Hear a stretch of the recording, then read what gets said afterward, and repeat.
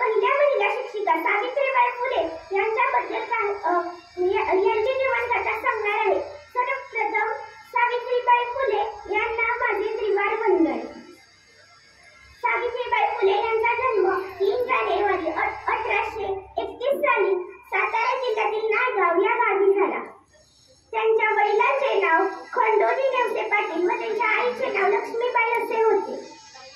वयाच्या 9व्या वर्षी त्यांचा विवाह ज्योतिबा फुले यांच्याशी झाला।